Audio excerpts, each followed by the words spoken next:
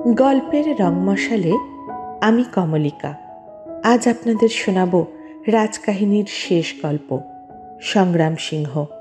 অবনীন্দ্রনাথ ঠাকুরের রাজকাহিনী ইতিহাসের এক অপূর্ব রূপলেখা, বাংলা সাহিত্যের এক অপূর্ব রত্ন।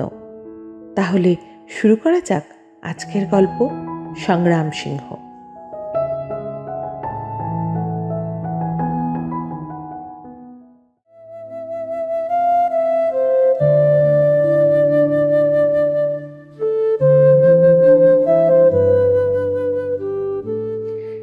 রানা কুম্ভ অনেক লড়াই করেছিলেন, অনেক দেশও জয় করে বীরত্ব দেখিয়েছিলেন, কিন্তু ঝুনঝুনের লড়াই যেমন তেমন আর কোনো লড়াই হলো না। আর লড়াই ফাতে হবার পর নাচ তামাশা, গান বাজনা, আতশবাজি, আলো যেমন হতে হয়। 1 মাস চিতোর শহর রাতে দিন হয়ে গেল, কিন্তু একটি কাণ্ড ঘটল। লড়াই জিতে আসবার পর দিন থেকে কুম্ভ হাতের তলোয়ার 3 বার মাথার উপর ঘুরিয়ে ফার্সি না আরবিতে কি জানি কি সাপের মন্তর না ব্যাঙের মন্তর আউড়ে তবে নিজের সিংহাসনে বসতে লাগলেন। শুধু 1 দিন নয়, এই কাণ্ড বরাবর চলল। রানা বুড়িয়ে গেলেন, তবু তলোয়ার ঘোরানো আর মন্তর পড়া একটি দিন কামাই হলো না। রানার কাণ্ড দেখে সভা শুদ্ধ অবাক হয়ে যেত, কিন্তু কেন যে রানা এমন করেন সে কথা জানতে কেউ চেষ্টাও করত না। একবার রানার বড় ছেলে সভার মাঝে রানাকে শুধিয়েছিলেন, মাথার উপর 3 বার তলোয়ারখানা ঘোরাবার কারণটা কি, আর ওই সাপের মন্ত্রগুলোরই বা কি মানে? সেই দিন রানা কুম্ভ জবাব দিলেন, 12 ঘন্টার মধ্যে চিতোর ছেড়ে চলে যাও। বাপ কি করেন না করেন সে খোঁজ ছেলে রাখবার কিংবা জানবার কোনো দরকার নেই। তারপর 3 বার করে ঠিক নিয়মিত রানার তলোয়ার মাথার উপর ফিরতে লাগলো, কিন্তু হুকুম আর ফিরল না। রানার বড় ছেলে রায়মল নির্বাসনে গেলেন, রইলেন কেবল ছোট ছেলে সুরজমল আর মেজ ছেলে, তার নাম রাজস্থানে কেউ কখনো করে না। ঘাতিরাও হাতিয়ারও এমনি নানা নামে সে লোকটাকে ডাকে। এই ঘাতিরাও বিষ খাইয়ে বুড়ো রানা কুম্ভকে মেরে চিতোরের সিংহাসনে বসল। রাজপুত প্রজারা এই বিষম ঘটনায় একেবারে খাপ্পা হয়ে খুনের শেষে খুনই ঠিক হবে বলে স্থির করে রায়মালকে আবার সিংহাসন দেবার ফন্দি করল। দিল্লিতে তখন প্রথম পাঠান সুলতান বেহলোল লোদি, তার সঙ্গে ঘাতিরাও কুটুম্বিতা করে নিজের মেয়ের সঙ্গে সুলতানের বিয়ে দেবার ফন্দি করে খুব শক্ত হয়ে চিতোরের সিংহাসনে বসে থাকার মতলব করছে। এমন সময় ইদার রাজ্য থেকে রায়মালকে রাজপুত সর্দারেরা খুঁজে বার করলেন। ঘাতিরাও বড় বড় সর্দারদের বড় বড় জমিদারির লোভ দেখিয়েও নিজের দলে টানতে পারলেন না। যে নিজের বাপকে খুন করতে পারে, রাজপুতের মেয়েকে পাঠানের বেগম করে দিতে চায়, তার দলে কোন রাজপুত থাকতে পারে? ঘাতিরাও কাজে গতিক খারাপ দেখে একদিন রাতারাতি সুলতানের দরবারে গিয়ে মেয়ের বিয়ের সব পাকা করে চুপি চুপি আবার চিতোরে এসে বসবার মতলবে ঘোড়া ছুটিয়ে একা আসছে। এমন সময় পথের মধ্যে বজ্রাঘাতে তার মৃত্যু হল। এই অবসরে রায়মল চিতোর দখল করে বসলেন। সুলতান বেহলুল চিতোরের রাজকুমারীকে বিয়ে করতে এসে দেখলেন 52,000 সওয়ার আগে 11,000 পাইক সঙ্গে রায়বাঘের মতো রায়মল তাকে ধরবার জন্যে পাহাড়ের উপরে বসে আছেন। পাঠান সুলতান বিয়ে করতে এসেছিলেন বর সেজে, কিংখাবের লুঙ্গি কোমরে জড়িয়ে জরির লপেটা ফেলে চম্পট দিলেন যেখান থেকে এসেছিলেন সেই দিল্লিতে। রায়মল, তার 3 ছেলে সঙ্গ, পৃথ্বীরাজ, জয়মল আর একটি মাত্র ছোট ভাই সুরজমল, এই 4 জনকে নিয়ে চিতোরে বসে রাজত্ব করতে থাকেন। সেই সময় একদিন, তখন রানা হয়েছেন বুড়ো, ছেলেরা হয়েছে বড়, দেশে রয়েছে শান্তি আর সুখে রয়েছে রাজা প্রজা সবাই। তখন প্রচণ্ড গরমকালে দুপুর বেলায় বাইরে আগুন হাওয়া, বুড়ো রানাজি ভীমতালাওয়ের মাঝখানে জলের উপর শ্বেত পাথরের তাওখানায় আরাম করছেন। রাজকুমার তিনজন ছোট খুড়ো সুরজমালের বাগান বাড়িতে আড্ডা মারছেন, আর তাস, দাবা, গোলাপ জলে ভিজানো খসখসের পাখা, এমনি নানা সব কুঁড়েমি ও আয়েসির সরঞ্জামের মাঝে বসে এ গল্প সে গল্প চলছে। কিন্তু বাইরে বইছে গরম বাতাস, এমন গরম যে পাহাড়গুলো পর্যন্ত ফেটে তো গেছেই, ঘরের মধ্যেকার দেওয়ালগুলো থেকেও তাপ উঠছে। কাজেই ঘরের মধ্যে রাজকুমারীরা ঠান্ডা হতে চাইলেও বেশিক্ষণ ঠান্ডা রইলেন না। এ কথায় সে কথায় কজনের মধ্যে কে কেমন বীর, কোন লড়াই কে ফতে করে কোন পরগনা দখল করেছেন, প্রজারা কার নামে কি বলে, এমনি নানা খুঁটিনাটি খিটিমিটি থেকে রাজসিংহাসন উচিত মতো কে পেলে প্রজারা সুখী হয়, দেশের ভালোও হয়, এই তর্ক উঠল। রানার মেজ ছেলে পৃথ্বীরাজ যেমন সুপুরুষ তেমনি সাহসী। বড় ছেলের সঙ্গ দেখতে মোটেই রাজপুত্রের মতো নন। সাদা সিধে ছোটখাটো মানুষটি, ধীর গম্ভীর, বড় বড় টানা চোখ। ছোট ছেলে জয়মাল কাঠখোট্টা, মোটা সোটা, যেন চোয়ারে গোছে। আর রানার ভাই সুরজমাল খুব সুপুরুষ নন, খুব কদাকারও নন, অনেকটা বুড়ো রানারই মতো নাক চোখ। তিন ভাই বিষম তর্ক বাঁধল সিংহাসন নিয়ে। পৃথ্বীরাজ বললেন, প্রজাদের হাতে যদি রাজা বেছে নেবার ভার থাকে তো দেখে নিও, আমাকেই রাজপুতেরা রাজা করবে। জয়মাল বলে উঠলেন, ওসব বুঝি নে, দেখছো এই হাতখানা, জোর যার মুলুক তার।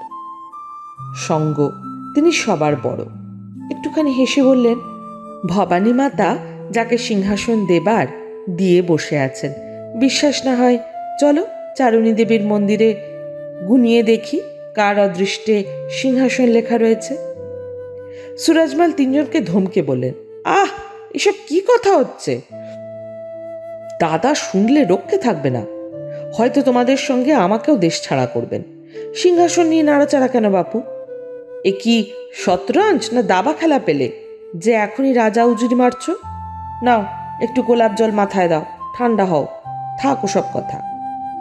কিন্তু বাইরের গরম তখন রাজকুমারীদের মগজে চড়েছে, ঠান্ডা হবে কে?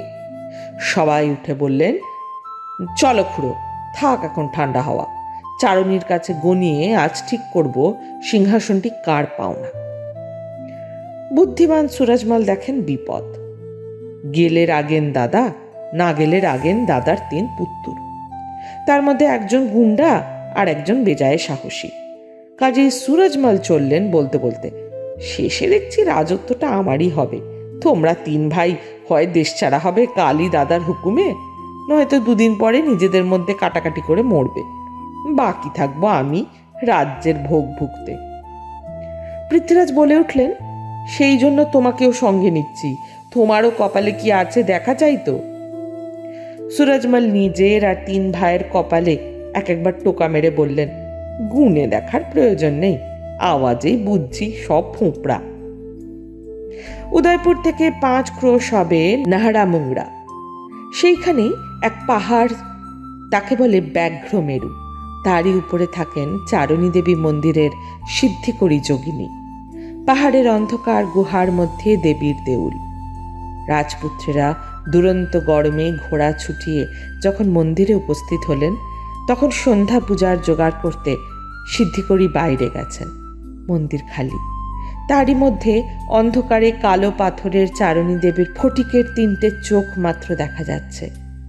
তার সামনে মস্ত একটা পাথরের চাতালে সন্ধ্যাবেলার আলো পড়েছে, রক্ত যেন ঢেলে দিয়েছে। সিদ্ধিকরীকে মন্দিরে না দেখে সুরজমাল বলে উঠলেন, কেমন বলেছিলাম তো, কপাল ফোঁপড়া। মন্দির খালি, এখন দেবীকে একটি করে প্রণাম দিয়ে ঘরের ছেলে ঘরে ফিরে চলো।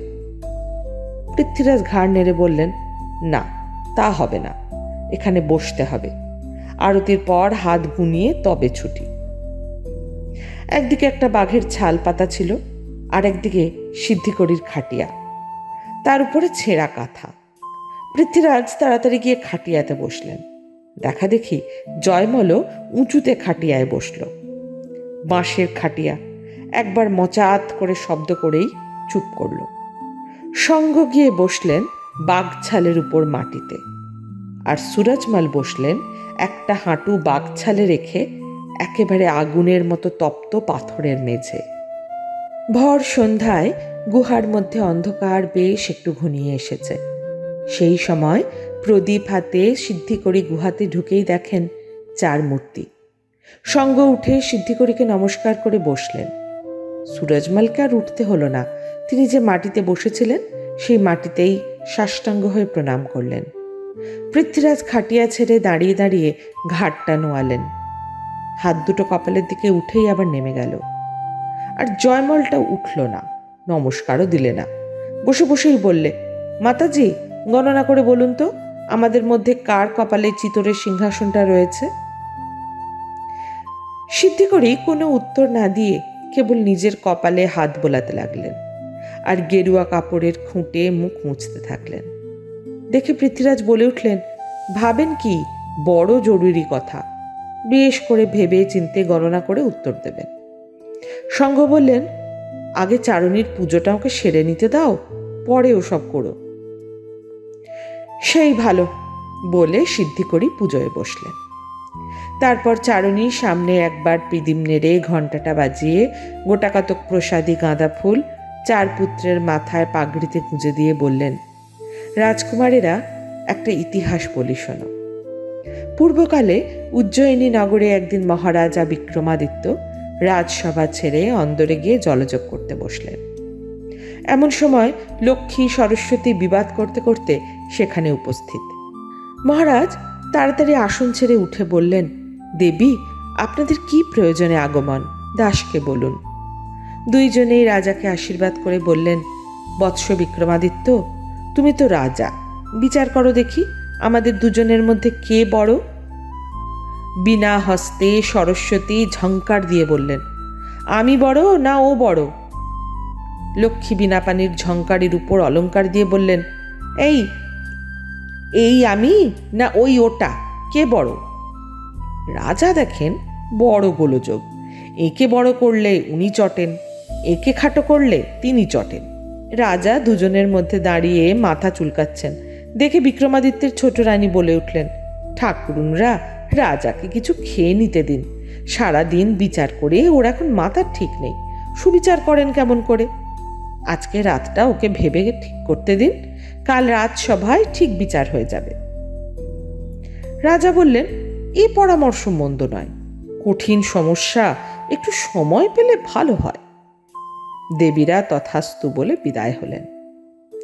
রাজা জলযোগে বসে ছোট রানীকে বললেন, দেবীদের আজকের মতো তো বিদায় করলে, কিন্তু কালকের বিচারটা কি হবে কিছু ঠাউরেছ কি? রানী ভিড়কুটি করে বললেন, বিচারের আমি কি জানি, তোমার সভায় নবরত্নের মধ্যে কেউ পণ্ডিত, কেউ কবি, কেউ মন্ত্রী, কেউ যন্ত্রী, তাদের শুধাও না। রাজা মাথা চুলকে সভায় প্রস্থান করলেন। সভার মধ্যে নবরত্ন হাজির, ধন্বন্তরী, খপনক, অমরসিংহ, শঙ্কু, বেতাল ভট্ট, ঘটকর্পর, কালিদাস, বরাহমিহির বড় রুচি। রাজার প্রশ্ন শুনে 9 জনেই মাথা চুলকোতে আরম্ভ করলেন। রাত্রি 2 প্রহর বাজল, কিছুই মীমাংসা হলো না। 2 দেবীর বিচার কি হিসেবে করা যায়? সরস্বতীকে বড় বললে চটেন লক্ষ্মী, রাজ্যপাট সব যায়, নবরত্নের মাসোহারাও বন্ধ হয়। আবার যদি বলা যায় সরস্বতী ছোট, লক্ষ্মী বড়, তবে বিদ্যে পালায়, বুদ্ধি পালায়, কালিদাসের কবিতা লেখা বন্ধ, ধন্বন্তরীর চরক সংহিতা, বরাহমিহিরের পাঁজি, পুঁথি, খনার বচন সবই মাটি। রাজাই বা কি বুদ্ধি নিয়ে রাজ্য চালান? হিসেব দেখেন, বিচার করেন। বিক্রমাদিত্য বিষম ভাবিত হয়ে অন্দরে এসে বিছানা নিলেন। রানী দেখেন রাজার নিদ্রা নেই, কেবল এপাশ ওপাশ করছেন, যেন শয্যাকণ্টকী হয়েছে। তারপর এমন সময় পৃথ্বীরাজ বলে উঠলেন, ও গল্প তো আমরা জানি, 2 দেবীর একজন এসে বসেছিলেন স্বর্ণ সিংহাসনে, অন্যজনে বসেছিলেন রূপোর খাটে, ছোট বড় বিচার আপনি হয়েছিল। গল্প থাক, এখন বলুন দেখি বিচার করে আমাদের মধ্যে রাজা হবে কে? সিদ্ধিকরি একবার চারজনের দিকে চেয়ে বললেন, রাজকুমার, তোমরা নিজেই নিজের বিচার শেষ করে বসে আছো। সঙ্গ, যিনি বসে আছেন বাঘ ছালে বীরাসনে, উনি ঠিক রাজার উপযুক্ত জায়গায় রয়েছেন, রাজ্যেশ্বর। সুরজমাল রয়েছেন মাটিতে, সঙ্গের কাছেই মাটিতে। কাজেই দেখা যাচ্ছে জমিতে ওর দখল, সিংহাসনের কাছাকাছি উনি থাকবেন, হয় মন্ত্রী, নয় সর্দার, নয় জমিদার। পৃথ্বীরাজ, জয়মাল, তোমরা বসেছ সন্ন্যাসিনী যে আমি, আমার আসনে ছেঁড়া কাঁথায়। কাজেই ছেঁড়া কাঁথায় শুয়ে রাজ্যের স্বপ্ন দেখা ছাড়া তোমাদের অদৃষ্টে আর কিছুই নেই। এই কথা বলেই সিদ্ধিকরি গুহার অন্ধকারের মধ্যে চলে গেলেন। চার রাজকুমারের চোখ বাঘের মতো কটমট করে এর ওর দিকে চাইতে থাকল। সর্বপ্রথম সুরজমল কথা বললেন, তাহলে তাহলে সিংহাসন কার এখানে স্থির হয়ে যাক আজই। বলেই পৃথ্বীরাজ তলোয়ার খুলে সঙ্গকে আক্রমণ করলেন। সঙ্গ ছুটে গুহার বাইরে যাবেন, তলোয়ারের কোপ পড়ল তার একটি চোখের উপর। চারুণী দেবীর সামনে ভাইয়ের হাতে ভাইয়ের রক্তপাত করল। সঙ্গ প্রাণ ভয় ঘোড়া ছুটিয়ে অন্ধকারের মধ্যে অদৃশ্য হয়ে গেলেন। একদিকে গেলেন সুরজমাল, পৃথ্বীরাজ, জয়মাল গেলেন আরেক দিকে। এর পেছনে উনি, তার পেছনে তিনি। অন্ধকার ঢেকে নিল চারজনকে। চারণী মন্দির থেকে প্রায় এক রাতের পথ। রাঠোর সর্দার বিদার কেল্লার বুরুজের ধরনের কাঁচা মাটির দেওয়ালে খামার বাড়ি। ভোর হয়ে আসছে, কিন্তু মেঘে ঢাকা আকাশে তখনও আলোর টান একটিও পড়েনি। উঠোনের মাঝে মস্ত তেঁতুল গাছটার আগায় পোষা ময়ূরটা ডানায় মুখ গুজে চুপ করে বসে আছে। গাছের তলায় হালের গরু দুটো মাটিতে পড়ে আরামে ঝিমোচ্ছে। কোথাও কোনো শব্দ নেই, কেবল সর্দারের ঘোড়া নিয়ে দরজার কাছে একটা ছোকরা রাজপুত দাঁড়িয়ে আছে। সেই ঘোড়া এক একবার ঘাড় নাড়ছে, আর তারই মুখের লাগামে পড়ানো লোহার আংটা আর কড়াগুলো এক একবার আওয়াজ দিচ্ছে, টিং টিং, ঝিনঝিন। বিদা দূর গ্রামে পুজো দিতে যাবেন, তাই ভোর না হতেই প্রস্তুত হয়ে ঘর থেকে বার হবেন। এমন সময় দূরে অন্ধকারের মধ্যে ঘোড়ার পায়ের শব্দ শোনা গেল। কে যেন তেজে ঘোড়া ছুটিয়ে আসছে। দেখতে দেখতে রক্তমাখা রাজকুমার সঙ্গ রক্ষা করো বলে বিদার দরজায় এসে ধাক্কা দিলেন। তার একটা চোখের উপর তলোয়ারের চোট পড়েছে, শরীরে অস্ত্রে ক্ষতবিক্ষত। বিদা তাড়াতাড়ি দরজা খুলে রাজপুত্রকে দেখেই বলে উঠলেন, এ কি, এমন দশা আপনার কে করলে? সঙ্গ দু কথায় তাকে বুঝিয়ে বললেন, প্রাণ সংশয়। পৃথ্বীরাজ আর সুরজমাল দুজনেই অজ্ঞান হয়ে রাস্তার মাঝে পড়েছেন, কিন্তু জয়মাল এখনো পিছনে তাড়া করে আসছেন তাকে মারতে। বিদা সঙ্গকে তার নিজের ঘোড়া দিয়ে বললেন, রাজকুমার, ভেতরে গিয়ে বিশ্রাম করুন, পরে নতুন ঘোড়ায় অন্য গ্রামে রওনা হবেন। ওদিকে জয়মাল আসছেন একটা ঝড়ের মতো মাঠের উপর দিয়ে। সঙ্গের ইচ্ছা তখনই তিনি পলায়ন করেন, কিন্তু রাজভক্ত বিদা কিছুতেই তাকে ছাড়তে চায় না, কিছু না খাইয়ে দাইয়ে। ওদিকে বিপদ ক্রমে এগিয়ে আসছে। সঙ্গ ইতস্তত করছেন দেখে বিদা বললেন, কোনো ভয় নেই, আপনি ভিতরে যান। নিশ্চিন্ত হয়ে একটু বিশ্রাম করে যতক্ষণ না আপনি খিড়কি দিয়ে বেরিয়ে যাচ্ছেন, ততক্ষণ জয়মালকেই দরজার চৌকাঠ পার হতে হবে না, আমি তাকে ঠেকিয়ে রাখব। তাই হলো। সঙ্গের নতুন ঘোড়া সূর্যোদয়ের সঙ্গে সঙ্গে পূব মুখে অনেক দূরে ছোট একটা কালো ফোঁটার মতো আস্তে আস্তে দূরে মাঠের একেবারে শেষে বনের আড়ালে মিলিয়ে গেছে। সেই সময় 3 ঘন্টা ধস্তাধস্তির পর বিদাকে মেরে তবে জয়মাল বাড়ির মধ্যে প্রবেশ করে দেখলেন সঙ্গ চলে গেছেন, কিন্তু তার অকর্মণ্য ক্ষতবিক্ষত ঘোড়াটা উঠোনের মাঝে তেঁতুল তলায় দাঁড়িয়ে খানিক শুকনো ঘাস চিবোচ্ছে। জয়মাল রাজভক্ত, রাজপুত বীরের রক্তে রাঙা হাতখানি দিয়ে নিজের কপাল চাপড়ে হতাশ মনে প্রাণ শূন্য বিদার দিকে খানিকক্ষণ চেয়ে রইলেন। তারপর ঘাড় নিচু করে আস্তে আস্তে বেরিয়ে গেলেন। এদিকে সকাল হয়ে গেল। কোন অজানা গাঁয়ের কিষানরা সকালে খেতে যেতে যেতে পথের ধারে দেখলে রক্তমাখা দুই রাজকুমার, সুরজমল আর পৃথ্বীরাজ। সবাই মিলে ধরাধরি করে রাজপুত্রদের ডুলিতে তুলে গায়ে নিয়ে রাখলে। এদিকে মহারানারও লোকজন, তারাও বেরিয়েছে সন্ধানে, ঘোড়া পালকি সব নিয়ে রাজকুমারদের ফেরাতে। কিন্তু কেবল পৃথ্বীরাজ, সুরজমল দুজনকে তারা সন্ধান করে ফিরে পেল। আর দুজন যে কোথায় তার খবরই হলো না। পৃথ্বীরাজ রানীদের যত্নে আস্তে আস্তে সেরে উঠলেন। সুরজমলের চোট বেশি, অনেক তদবিরে তিনি সুস্থ হলেন। মহারানা 4 কুমারের ব্যাপার শুনে একদিন পৃথ্বীরাজকে ডেকে বললেন, এই যে ঘটনা ঘটেছে এর জন্য তুমিই দায়ী। সঙ্গ একেবারে নির্দোষ, সে কোথায় আছে কি নেই কিছুই জানা যাচ্ছে না। বেঁচে থাকে তো তোমারই ভয় সে কোথায় লুকিয়ে আছে। মনে করো না তোমাকে আমি চিতরে বেশ আরামে বসিয়ে রাখবো, আর আমি চোখ বুঝলেই আস্তে আস্তে তুমি সিংহাসনে উঠে বসবে। কাজেই আজই তুমি ঘোড়া, অস্ত্র যা তোমার ইচ্ছে হয় নিয়ে বিদেয় হও। লড়তেই চাও তো বড় ভাইয়ের সঙ্গে না লড়ে পারো তো রাজ্যের শত্রুদের জব্দ করোগে, তবে বুঝবো তুমি বীর। যাও। ছেলের উপর এই হুকুম দিয়ে সুরজমলকে রানা ডেকে বললেন, তুমি সঙ্গকে বাঁচাতে চেয়েছিলে, সেই জন্যই তোমাকে শাস্তি দেব না। আজ থেকে তুমি আমার আত্মীয়, সারংদেবের ওখানে গিয়ে থাকো, চিতর মুখ হয়েও না। সুরজমল তো নির্বাসনে যান। এখন পৃথ্বীরাজ বার হলেন চিতর ছেড়ে দিগ্বিজয়। তিনি জানতেন মহারানার কাছে যদি কখনো ক্ষমা পান তো সে বীরত্ব দেখিয়ে মেবারের শত্রুদের শাসন করে তবে। রানা রাগলেও প্রজারা পৃথ্বীরাজকে সত্যিই ভালোবাসত, কাজেই তাকে একেবারে একলা পড়তে হলো না। 2-1 করে ক্রমে একটি ছোটখাটো দল তার সঙ্গে জুটল, যাদের কাজই হলো এখানে ওখানে লড়াই করে বেড়ানো।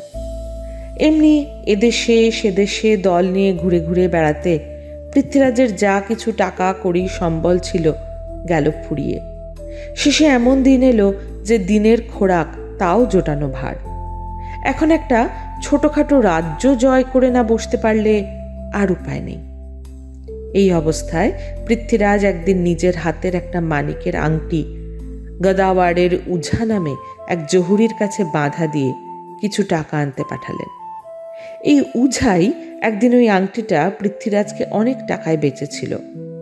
আংটি দেখেই জহুরি তাড়াতাড়ি টাকা করে নিয়ে যেখানে পৃথ্বীরাজ ছদ্মবেশে সামান্য লোকের মতো একটা সরাইখানায় দিন কাটাচ্ছিলেন সেইখানে উপস্থিত হয়ে বললে, এ কি দেখছি রাজকুমার, টাকার দরকার ছিল তা একটু লিখে পাঠালে হতো, আংটিটা বাঁধা দিয়ে বাজারে কেন বদনাম কিনছেন? পৃথ্বীরাজ উঝাকে দেখে চুপি চুপি বুঝিয়ে বললেন, ওই আংটি ছাড়া আমার এমন কোনো সম্বল নেই যে তোমার টাকা দেব। তাছাড়া আংটি তো একদিন না একদিন পেটের দায় বেচতেই হবে। আমার কতগুলি সঙ্গী দেখছো তো, এদের শুকনো মুখে আধপেটা তো রাখতে পারিনি। পৃথ্বীরাজের দুঃখের কাহিনী শুনে উঝার চোখে জল এলো।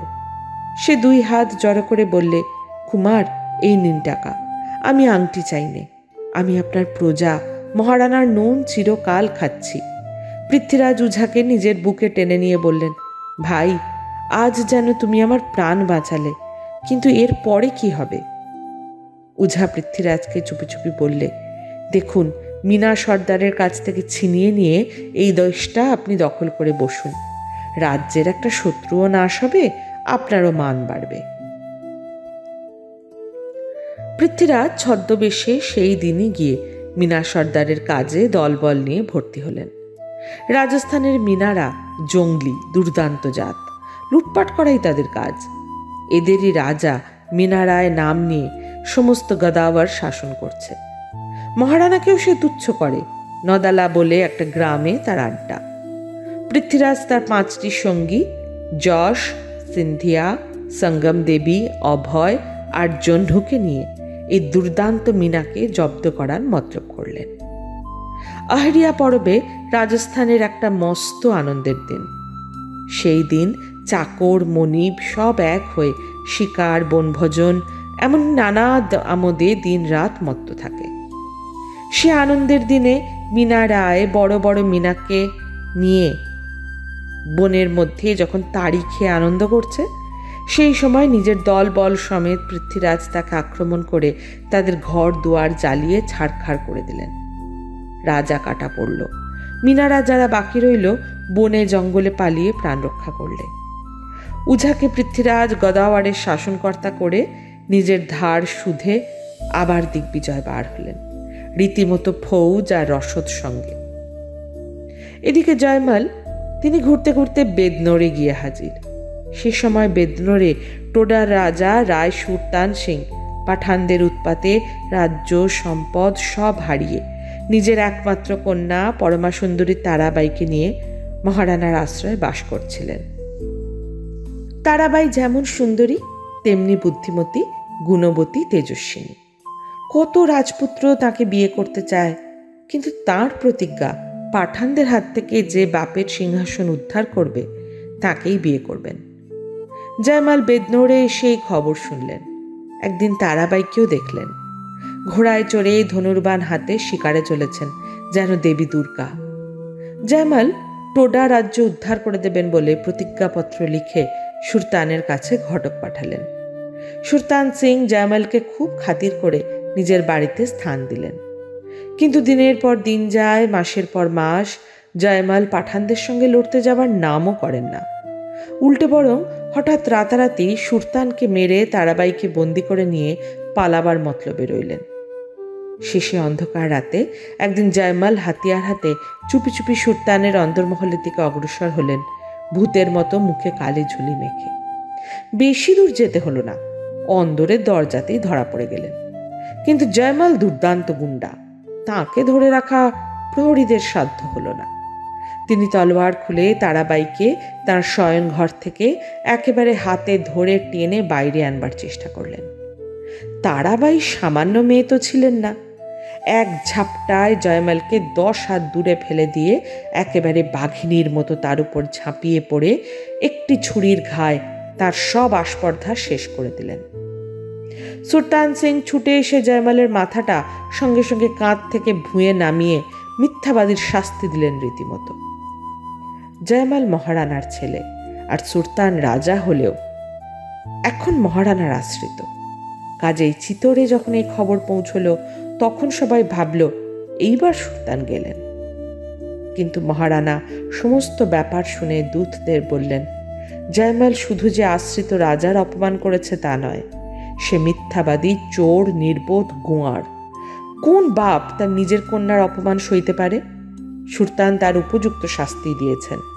এমন অপদার্থ ছেলে গেছে, ভালোই হয়েছে, আমার কোনো আক্ষেপ নেই। যাও, সুলতানকে বলো গিয়ে আজ থেকে বেদনোর রাজ্য আমি তাকে দিলাম। পৃথ্বীরাজ যখন শুনলেন ছোট ভাইয়ের কাণ্ড, তখন রাগে লজ্জায় তার মুখ চোখ লাল হয়ে উঠল। তিনি সেই দিনই বেদনোরের দিকে রওনা হলেন। রাজপুত্র পৃথ্বীরাজ, রাজকুমারী তারাবাই দুজনেই সমান সুন্দর, সমানে সমানে মিলল। ইনি দেখলেন ওকে, উনি দেখলেন একে। ভালোবাসলেন দুজনেই দুজনকে, কিন্তু প্রতিজ্ঞা রয়েছে সেটা না পূর্ণ করতে পারলে বিয়ে হবার উপায় নেই। পৃথ্বীরাজ নিজের তলোয়ার ছুঁয়ে শপথ করলেন টোডা রাজ্য তিনি উদ্ধার করবেনই। আর সেই দিন তারাবাইকে সঙ্গে নিয়ে আজমিরের দিকে ছদ্মবেশে রওনা হলেন। সঙ্গে গেল পৃথ্বীরাজের সেই 5 সঙ্গী, আর অনেক পিছনে চললেন সুলতান অসংখ্য রাজপুত সেপাই নিয়ে। তখন আশ্বিন মাস, মহরমের দিন। টোডা শহরের মোগল বাজারের প্রকাণ্ড চক নিশান আর ঘোড়া, নানা বর্ণের কাগজের তাজিয়া, দুলদুল, পাঞ্জা, লাঠি, সরকি, ঢাল, তলোয়ার আর লোকে লোকে গিসগিস করছে। স্বয়ং সুলতান জুম্মা মসজিদের ছাদে উঠে তামাশা দেখছেন। এমন সময় মস্ত একটা তাজিয়া সঙ্গে হাসান হোসেন করতে করতে একদল লোক ঠিক সুলতান যেখানে রয়েছেন সেখানে গিয়ে থামল। সুলতান ঝরকা থেকে মুখ ঝুঁকিয়ে দেখলেন 6 জন ফকির সেই তাজিয়ার সঙ্গে। আর বেশি কিছু সুলতানকে দেখতে হলো না। ভিড়ের মধ্যে থেকে একটা তীর এসে সুলতানের বুকের মাঝ থেকে প্রাণটা শুষে নিয়ে শোঁ করে বেরিয়ে গেল আকাশের দিকে। টোডার সুলতান উল্টে পড়লেন। সঙ্গে সঙ্গে রাজপুত ফৌজ এসে শহরে হানা দিলেন। রাজপুত যারা, তারা গিয়ে পৃথ্বীরাজ আর তারাবাইকে ঘিরে লড়তে লাগলো মুসলমানদের সঙ্গে। সেই অবসরে সুলতানের যত আমির ওমরা লুঙ্গি ছেড়ে দাড়ি ফেলে বিবি আর মুরগির খাঁচা লুকিয়ে নিয়ে রাতারাতি শহর ছেড়ে আজমিরের দিকে চম্পট দিল। সকালবেলা পৃথ্বীরাজ টোডা দখল করে নিলেন। পৃথ্বীরাজ আর তারাবাইয়ের বীরত্বের কথা মহারানার কাছে পৌঁছল। এইবার বাপের প্রাণ গলল। জয়মাল নেই, সঙ্গ কোথায় তা কেউ জানে না। একমাত্র রয়েছেন পৃথ্বীরাজ, ছেলের মতো ছেলে। মহারানা পৃথ্বীরাজের সঙ্গে তারাবাইয়ের বিয়ে দিয়ে কমলমীরের কেল্লায় দুজনকে থাকবার হুকুম দিলেন। মেবারের একেবারে শেষ সীমায় কমলমীর। এ সেই কেল্লা যেখানে লক্ষ্মী রানী এতটুকু হাম্বিরকে নিয়ে বাস করতেন। কত দিন কেটে গেছে, কেল্লা শূন্য পড়েছিল। আর আজ আবার কত পুরুষ পরে পৃথ্বীরাজ, তারাবাই, বর আর বউ হাসি বাঁশি গান দিয়ে আর সেই পুরনো কেল্লার শূন্য ঘরগুলি পূর্ণ করে দেখা দিলেন। এই বাপেতে, ছেলেতে, বরেতে, বধূতে মিলন আর আনন্দের দিনে একসময় চিতরে পৃথ্বীরাজ মহারানার সভায় বসে আছেন। সভা প্রায় ভঙ্গ হয়, মহারানা উঠি উঠি করছেন। এমন সময় মালওয়া থেকে দূত এসে খবর পাঠালে, এখনই মহারানার সঙ্গে দেখা করতে চাই। এক সময় ছিল যখন চিতরের মহারানার সঙ্গে দেখা করতে হলে দিল্লির বাদশার দূতকেও অন্তত 15 দিন মহারানার সুবিধার জন্য অপেক্ষা করতে হতো। কিন্তু আজ মালওয়ারের দূত এসেই বুক ফুলিয়ে কোনো হুকুমের অপেক্ষা না করে মহারানার দরবারে ঢুকল। শুধু তাই নয়, লোকটা একেবারে মহারানার গা ঘেঁষে বসে যেন সমানে সমানে কথাবার্তা শুরু করে দিলে। দূতের এই আস্পর্ধা দেখে পৃথ্বীরাজ একেবারে অবাক হয়ে গেলেন। খুব খানিক বাজে বকে দূত বিদায় হওয়ার পর পৃথ্বীরাজ ওই মালওয়ার দূতকে এত ভয় আর খাতির করবার কারণটা মহারানাকে শুধলেন। বুড়ো রানা পৃথ্বীরাজের পিঠে হাত বুলিয়ে জবাব দিলেন, বুঝলে না, আমি বুড়ো হয়েছি, তাই দন্তহীন সিংহের মতো গাধাও আমাকে লাথি মারতে যাচ্ছে। তোমরা নিজেদের মধ্যেই ভাই ভাই লড়তে ব্যস্ত রয়েছ, তাই আমার সব দিক ঠান্ডা রেখে, খুশি রেখে, কোনো রকমের শান্তিতে নিজের আর প্রজাদের জমি জমা, জরু গরু সামলে চলতে হচ্ছে আজ 9 বছর ধরে। পৃথ্বীরাজ বাপের কথায় কোনো জবাব দিলেন না, কিন্তু বাপের কত যে দুঃখ তা বুঝতে আজ তার দেরি হলো না। তিনি লজ্জায় ঘাড় হেঁট করে সভা থেকে বেরিয়ে একেবারে নিজের দলবল নিয়ে সোজা মালওয়া রাজার রাজ্যে গিয়ে হাঁক দিলেন, যুদ্ধং দেহি। 2 দলে লড়াই বাঁধল। মাঠের মাঝে 2 দলের তাঁবু পড়েছে। যুদ্ধের আগের রাতে মালওয়া রাজ নিজের শিবিরে মখমলের গদিতে তাকিয়া ঠেস দিয়ে গেঁট হয়ে বসে মহা ধুমধামে নাচ দেখছেন। এমন সময় ঝড়ের মতো পৃথ্বীরাজ এসে রাজাকে একেবারে ধরাধরি করে তুলে নিয়ে নিজের কোটে এনে বন্ধ করলেন। মজলিস ভেঙে গেল, ঝাড় লণ্ঠনগুলোর সঙ্গে সঙ্গে চুরমার হয়ে গেল। নাচনি গাইয়ে সবাই হাঁ করে চেয়ে রইল পৃথ্বীরাজের অদ্ভুত সাহস দেখে। রানার সেনাপতি তাড়াতাড়ি সৈন্য সাজাচ্ছেন। এমন সময় পৃথ্বীরাজ মালওয়া রাজেরই লিখন সেনাপতির কাছে দিয়ে পাঠালেন, আমি চিতর চললেন বন্দী হয়ে, কিন্তু খবরদার আমাকে ছাড়াবার চেষ্টাও করো না, তাহলেই আমার প্রাণ যাবে। এখনই এসে তুমি আমার সঙ্গে দেখা করো, যুদ্ধ বন্ধ করে দাও। রাজার কথা। সেনাপতি সমস্ত সৈন্য ফিরিয়ে শুকনো মুখে একা পৃথ্বীরাজের শিবিরে হাজির হলেন। পৃথ্বীরাজ তাকে আশ্বাস দিয়ে বললেন, রাজার প্রাণের জন্যে কোনো ভয় নেই, আমি ওকে চিতরে নিয়ে যাচ্ছি, খুব যত্নেই রাখবো আর সুস্থ শরীরেই ফিরিয়ে দেব। তোমাদের রাজার সেই হামবড়া দূতটাকেও ফিরে পাবে। মহারানা দূতকেও চান না, বন্দিকেও নয়, কেবল মালওয়ার কাছ থেকে যে নমস্কারটা তার প্রাপ্য, তাই তিনি আমাকে আনতে হুকুম দিয়েছেন। তাই তোমাদের রাজার একেবারে সশরীরে চিতরে যাওয়া দরকার। কিন্তু এখান থেকে কিংবা পথের থেকে যদি রাজাকে ছিনিয়ে নিতে চেষ্টা করো, তবে ওর ধরটি শুধু ফিরে পাবে, মাথাটি পড়ে থাকবে চিতরের মহারানার সিংহাসনের নিচে, পা রাখবার পিড়িখানির ঠিক সামনে। মহারানা সভায় বসে আছেন, পৃথ্বীরাজ মালওয়াকে বন্দী অবস্থায় নিয়ে উপস্থিত। সবাই দেখে অবাক হয়ে গেল। এই সময় একজন পৃথ্বীরাজের চর দূতের ঘাড় ধরে এনে বললে, শিখে নাও মহারানার সঙ্গে কেমন করে কথা বলতে হয় তোমার নিজের দেশের রাজার কাছে। দুধ থরহরি করে কাঁপতে লাগলো, তার কপাল বেয়ে কাল ঘাম ছুটল। মহারানা ব্যাপার বুঝে খুব খাতির করে মালোয়াকে নিজের কাছে বসালেন। তারপর কিছুদিন চিতরে আরামে থাকার পর মালোয়ার রাজা আর রাজদূত দুজনেই ছুটি পেয়ে দেশে গেলেন। এই ঘটনার কিছুদিন পরে রানার আত্মীয় সারঙ্গদেব আর সুরজমল দুজনে মিলে হঠাৎ বিদ্রোহী হয়ে উঠলেন। পৃথ্বীরাজ তখন অনেক দূরে কমল মেরে, সবার খবর নিয়ে সেদিকে ছুটল। মহারানা দলবল নিয়ে চটপট লড়াইয়ে বেরিয়ে গেলেন। সদ্রি, বটোয়া, নাই আর নিমচ এর মধ্যে যত পরগনা সমস্ত দখল করে চিতোরের খুব কাছে গাভীরি নদীর ওপারে সুরজমল এসে দেখা দিলেন প্রকাণ্ড ফৌজ নিয়ে। সেইখানে ভীষণ যুদ্ধ বাঁধল। রানার ফৌজ ক্রমেই হটতে লাগলো। সন্ধ্যা প্রায় হয়। 22টা অস্ত্রের ঘা খেয়ে মহারানা দুর্বল হয়ে পড়েছেন। সুরজমলের সৈন্যরা নদীর এপারটাও দখল করেছে। বিদ্রোহীদের আর ঠেকিয়ে রাখা চলে না। এমন সময় 1000 রাজপুত নিয়ে পৃথ্বীরাজ এসে পড়লেন। যুদ্ধ সেই দিনের মতো স্থগিত রইল। দুই দলের লড়াই বন্ধ রেখে যে যার তাঁবুতে বিশ্রাম করছে। মাঠের দিকে মশাল আর ধ্বনি জ্বলছে। সারাদিনের পর সুরজমল অনেকগুলো অস্ত্রের চোট খেয়ে নাপিত ডেকে কাটা ঘাগুলো ধুয়ে মুছে পট্টি বেঁধে একটু বিশ্রামের চেষ্টায় আছেন। এমন সময় হঠাৎ সামনে পৃথ্বীরাজকে দেখে সুরজমল খাটিয়া ছেড়ে এমন বেগে দাঁড়িয়ে উঠলেন যে তার বুকে বাঁধা কাপড়ের পট্টির ছিঁড়ে ঘা দিয়ে রক্ত ছুটল। পৃথ্বীরাজ তাড়াতাড়ি খুড়োকে ধরে খাটিয়ায় শুইয়ে দিয়ে বললেন, ভয় নেই, কেমন আছো তাই জানতে এলেন। সুরজমল একটু হেসে বললেন, হঠাৎ তুমি এসে পড়া একটু ব্যস্ত হয়ে পড়েছিলাম। যা হোক, অনেকদিন পর তোমাকে দেখে খুশি হলেন। মহারানার সঙ্গে সাক্ষাৎ করনি? পৃথ্বীরাজ হেসে বললেন, কমল মিরে তোমার খবর পেয়েই ছুটে এসেছি। বাবার সঙ্গে এখনো দেখা হয়নি। এই সময় এক দাসী সোনার থালায় খাবার নিয়ে হাজির হল। সুরজমল বললেন, আরে দেখছিস নে কে এসেছে, যা দৌড়ে আরেক থালা নিয়ে আয়। দাসী এদিক ওদিক চাইছে দেখে সুরজমল বললেন, বুঝেছি, সারঙ্গদেব এই এক থালা বই আর কিছু পাঠায়নি। খুড়ো ভাইপোতে আজ এক থালেই খাবো। শুনেই পৃথ্বীরাজ একটা মিষ্টি তুলে মুখে দিলেন। দিনের বেলার শত্রুতা, গল্প, হাসি, খাওয়া দাওয়ার চোটে কোথায় পালিয়ে গেল।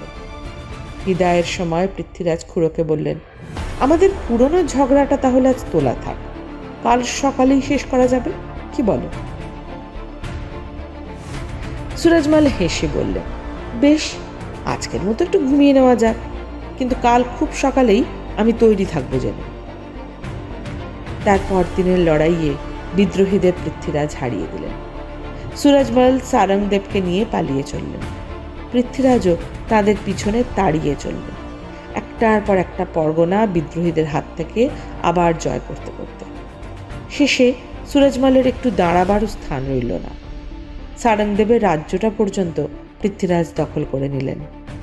দুই বিদ্রোহী তখন স্ত্রী, পুত্র, পরিবার নিয়ে নিমচের জঙ্গলে বড় বড় গাছের গুঁড়ি আর ডালপালা দিয়ে খুব মজবুত রকম বরজ বানিয়ে তার মধ্যে লুকিয়ে রইল।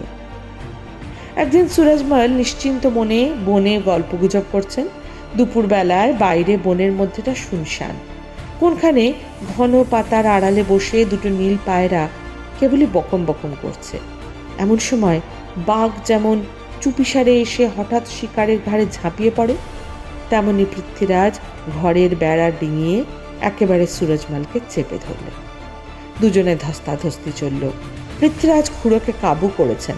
এমন সময় সারঙ্গদেব দুজনের মাঝে পড়ে পৃথ্বীরাজকে ঠান্ডা করে বললেন, করো কি, দেখছো না তোমার খুড়োর অবস্থা কিরকম কাহিল, এক চড়ে উল্টে পড়েন, দাও, ছেড়ে দাও বেচারাকে। সারঙ্গদেবের মোড়লি সুরজমলের মোটেই ভালো লাগলো না। তিনি বুক ফুলিয়ে বললেন, দেখো সারঙ্গদেব, যে চাপড়টার কথা বললে সে চাপড়টা এখনো আমার এই ভাইপোর হাত থেকে এলে আমি কাবু হব বটে, কিন্তু তোমাদের কারু হাত থেকে এলে এই কাহিল শরীরও শক্ত হয়ে দাঁড়াবে, আর এক চাপড়ের বদলে তোমার নাকে 10টা ঘুষি বসিয়ে দেবে নিশ্চয়ই।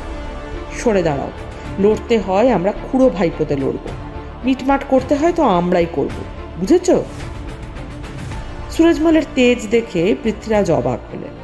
সারঙ্গদেব রেগে কটমট করে চাইতে চাইতে বেরিয়ে গেলেন। ঝনাত করে সুরজমল নিজের তলোয়ার খাপে বন্ধ করে বললেন, দেখো পৃথ্বীরাজ, তোমাতে আমাতে লড়াই, এতে আমি যদি মরি তোমার হাতে তাতে কোনো দুঃখ নেই, ক্ষতিও নেই। ছেলে দুটো আমার উপযুক্ত হয়েছে, কিছু না জোটে তো মহারানার ফৌজে গিয়ে ভর্তি হবে। তবু তোমাদের বিরুদ্ধে আমার মতো তারা অস্ত্র ধরবে না। কিন্তু তুমি যদি আমার হাতে মরো, তবে শুধু যে আমার লজ্জার উপরে লজ্জা, দুঃখের উপরে দুঃখ পেতে হবে তা নয়। দাদার পরে তুমি না থাকলে চিতরের দশাটা কি হবে ভেবেছ কি? আমি লড়ব না, ইচ্ছা হয় তুমি আমাকে মেরে ফেলো, কিন্তু বন্দি করে যে আমায় নিয়ে যাবে তা আর হবে না। সুরজমল যে চিতরের সঙ্গে প্রাণে প্রাণে এক, তা বুঝতে পৃথ্বীরাজের দেরি হলো না। তলোয়ার বন্ধ রেখে তিনি খুড়োকে প্রণাম করলেন। সুরজমল ভাইপোকে বুকে জড়িয়ে ধরে বললেন, এতদিনে আমার অদৃষ্টের লিখন একটু ফলল, তোমার হৃদয় সিংহাসনের খুব কাছে আমি এলাম। এখন বাকি শুধু যে মাটিতে জন্মেছি সেই মাটির এক টুকরোতে মাথা রেখে মরার ব্যবস্থা করে নেওয়া। পৃথ্বীরাজ খুড়োর পাশে বসে সেই আগেকার মতো আবার হাসি মুখে শুধলেন, আমি আসবার আগে তুমি কি করছিলে খুড়ো? ছেলেদের রাজস্থানের ইতিহাস আর গল্প শুনিয়ে খানিক বাজে সময় কাটাচ্ছিলেন বলে খুড়ো হাসলেন। পৃথ্বীরাজ অবাক হয়ে বললেন, আমি তাড়া করে আসতে পারি জেনেও সেজন্য সতর্ক না থেকে বেশ আরামে শুয়ে গল্প করছিলে? সুরজমল হেসে বললেন, লড়াই করা কি পালানো, এই দুটোই করবার পথ তুমি বন্ধ করেছ। কাজে ছেলেদের নিয়ে খোশ গল্প করে সময় কাটানো ছাড়া করবার কি আছে বলো? পৃথ্বীরাজ শুনে বললেন, কেন, আমার সঙ্গে বাবার কাছে গিয়ে মাথা গোজবার জায়গাটা করে নেবার চেষ্টা করো না কেন? সুরজমল খানিক গম্ভীর হয়ে বললেন, আগে হলে চলে যেতেম, কিন্তু এই বিদ্রোহের পরে মাথা গোজবার জায়গা চিতরের বাইরে করে নেওয়াই ঠিক। তাহলেই ধর এবং মাথা দুটো নিয়ে কিছুদিন আরাম করা যেতে পারবে। পৃথ্বীরাজ খানিক ভেবে বললেন, তা যেন হলো, কিন্তু মহারানাকে একটা মাথা হাজির না করে দিতে পারলে আমার যে মাথা হেঁট হবে, কাটাও যাবে, তার কি বলো? সুরজমল পৃথ্বীরাজের কানে কানে বললেন, সারংদেবের মাথাটা যদি কাজে লাগে তো নিয়ে যাও, ওর মাথার সঙ্গে সঙ্গে ওর রাজ্যটাও হাতে আসবে, আমার মাথার সঙ্গে এই ছেঁড়া পাগড়িটা ছাড়া আর কিছুই তো পাচ্ছ না, বেশি সুখ্যাতি পাবে ওই মাথাটা নিলে। পৃথ্বীরাজ প্রস্তুত হয়ে উঠলেন, কিন্তু বড়জের মধ্যে সারংদেবকে কোথাও খুঁজে পাওয়া গেল না। তিনি চোখ রাঙিয়ে খুড়োকে বললেন, আমাকে ফাঁকি দিতে চাচ্ছ? সুরজমল খানিক ভেবে বললেন, এসো আমার সঙ্গে বাইরে, বড় মাথা না পাও ছোট মাথায় নিও। বনের মধ্যে খানিক এগিয়ে গিয়ে সুরজমল একটা ভাঙা মন্দির দেখিয়ে বললেন, দেখছো মন্দিরটা? ওখানে একসময় নরবলি হতো, বহুদিন হলো বন্ধ হয়ে গেছে। দেবীও মানুষের কাঁচা মাথা অনেককাল পুজো পাননি। ওইখানে সারংদেব আমাকে পুজো করতে যেতে আজ ডেকে গেছে, কিন্তু আমার হয়ে ওখানে যেতে তোমার সাহস হবে কি? খুব হবে বলেই পৃথ্বীরাজ সুরজমলকে নিজের পাগড়ি দিয়ে কষে একটা গাছের সঙ্গে বেঁধে মন্দিরে ঢুকলেন। বেশি দেরি হলো না, সারংদেবের কাঁচা মাথাটা কেটে নিয়ে খুড়োর বাঁধন খুলে দিয়ে পৃথ্বীরাজ যুদ্ধ বন্ধ করে চিতরে চলে গেলেন। যেসব পরগনা জয় করতে করতে সুরজমল ফৌজের পায়ের তলায় প্রজার সুখ শান্তি চূর্ণ করে ধুলোর মতো উড়িয়ে দিয়েছিলেন সেদিন, সেই নাই বাটোয়া নিমচের রাস্তা ধরেই হেরে ফিরতে হলো তাকে ঘাড় হেঁট করে। 3টে বড় বড় রাজত্ব তার হাতছাড়া হয়ে গেল, রইল কেবল একটুখানি সদ্রি পরগনা। কিন্তু সেটুকুও বেশি দিন থাকবে কিনা সুরজমল ভাবছেন। এমন সময় দেখলেন গাঁয়ের ধারে মন্দিরের সামনে একটি ডাল কুত্তা ছোট একটি ছাগলছানা শিকার করবার চেষ্টা করতেই একটা রাম ছাগল তাকে ঢু মেরে তাড়িয়ে ছানাটা শুদ্ধ মন্দিরে গিয়ে সেঁধল। কুকুরটা মন্দিরের সামনে ঘেউ ঘেউ করে চেঁচাতে লাগলো, কিন্তু ভিতরে ঢুকবার সাহস করলে না। সুরজমল ঠিক করলেন এখানেই নিরাপদে থাকা যাবে, এই মন্দির হবে আমার ঘর, কেল্লা সমস্তই। সেই দিন সুরজমল সদ্রি থেকে কারিগর ডাকিয়ে সেই মন্দির ঘিরে ছোট এক কেল্লা তুললেন, তার চারিদিকে বাজার হাট বসালেন। সবশেষে দেউলা গ্রাম, মায়ের সমস্ত সদ্রি পরগনা আর কঙ্খল পাহাড়ের উপর তার কেল্লাটি পর্যন্ত দেবতার নামে উৎসর্গ করে সমস্তটার নাম রাখলেন দেউলগড়। দেবতার কেল্লা, তার উপরে চড়াও হতে রানারও সাধ্য নেই। 60,000 বছর নরকের ভয় আছে। সব রাজা রাজ্যের সীমানার বাইরে এই দেউলগড়ে সুরজমাল নির্ভয় রইলেন, নিশ্চিন্ত হয়ে মরবার সময় পেলেন। তার কপালের লিখন এমনি করে ফলল। জয়মাল, সুরজমাল দুইজনেই চিতরের সিংহাসন আর পৃথ্বীরাজের মাঝ থেকে সরে পড়লেন। রইলেন কেবল সঙ্গ। একদিন কমল মেরে পৃথ্বীরাজের চর এসে খবর দিলে সঙ্গ বেঁচে আছেন। শ্রীনগরের রাজার মেয়ের সঙ্গে তার বিয়ের উদ্যোগ হচ্ছে। পৃথ্বীরাজ তখনই নিজের দল বল নিয়ে সঙ্গকে জালে বাঁধার পরামর্শ করতে বসলেন। কিন্তু পৃথ্বীরাজের অদৃষ্টও বসেছিল না। সে দিনে রাতে, আলোতে অন্ধকারে, সুখে দুঃখে মিলিয়ে যে বেড়াজাল পৃথ্বীরাজকে ধরবার জন্য বুনে চলেছিল, এতদিনে সেটা শেষ হলো। সকালে পৃথ্বীরাজ সেজে গুজে সঙ্গকে ধরবার জন্য বার হবেন। এমন সময় শিরোহী থেকে পৃথ্বীরাজের ছোট বোন এক পত্র পাঠালেন। সে অনেক দুঃখের কাহিনী। বিয়ে হয়ে অবধি তার স্বামী তাকে অপমান করছে, লাথি মারছে, ঘরের বার করে দিতে চাইছে। সে নেশাখোর, দুষ্ট এবং একেবারে নির্দয়। বাবা বুড়ো হয়েছে, এখন দাদা এসে অপমানের প্রতিশোধ না নিলে তার ছোট বোন মারা যাবে। ছোট বোনের কান্না ভরা সেই চিঠি পড়ে পৃথ্বীরাজ চলেছিলেন শ্রীনগরে বাইরের দিকে তলোয়ার উঁচিয়ে, কিন্তু যাওয়া হলো না। পৃথ্বীরাজের ঘোড়া ফিরল শিরোহীর মুখে, বোনকে রক্ষা করতে। অদৃষ্ট টেনে নিয়ে চলল পৃথ্বীরাজকে সঙ্গের দিক থেকে ঠিক উল্টো মুখে, অনেক দূরে। রাতের অন্ধকারে শয়ন ঘরের মেঝে পড়ে রানার মেয়ে কেবলে চোখের জল ফেলছেন। রানার দেওয়া সোনার খাটে শিরোহী রাজা ভরপুর নেশায় নাক ডাকিয়ে ঘুমোচ্ছে। হঠাৎ সেই সময় পৃথ্বীরাজ ঘরে ঢুকে এক লাথিতে শিরোহী রাজাকে ভুঁয়ে ফেলে দাঁড়ি চেপে ধরলেন। রানার মেয়ে পৃথ্বীরাজ তলোয়ার চেপে ধরলেন। দাদা থাক, প্রাণে মেরো না। পৃথ্বীরাজ রেগে বললেন, এত বড় ওর সাহস, তোর গায়ে হাত তোলে? জানে না তুই মহারানার মেয়ে? ওকে কুকুরের মতো চাবুক মেরে সিধে করতে হয়। শিরোহীর তখন নেশা ছুটে গেছে। সে পৃথ্বীরাজের পা জড়িয়ে ধরে বলল, এমন কাজ আর হবে না, ক্ষমা করো। পৃথ্বীরাজ তার ঘাড় ধরে দাঁড় করিয়ে বললেন, নে আমার বোনের জুতো জোড়া মাথায় করে ওর কাছে ক্ষমা চা, তবে রক্ষে পাবি।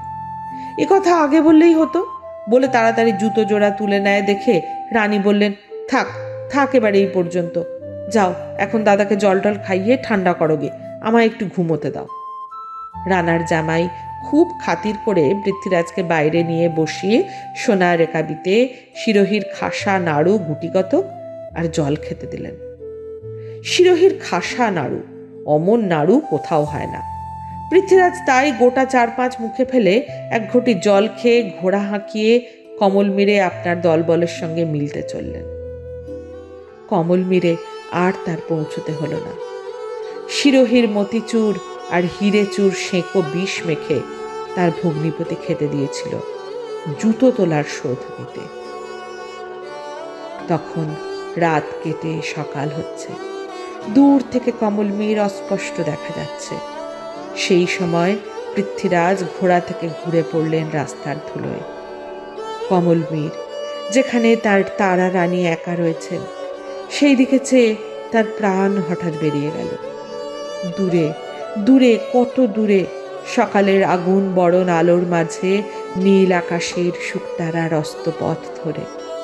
আর ঠিক সেই সময় সঙ্গে অদৃষ্ট শ্রীনগরের নহবতখানায় বসে আশা রাগিনীর সুর বাজিয়ে দিলে, ভোর ভাই ভোর ভাই।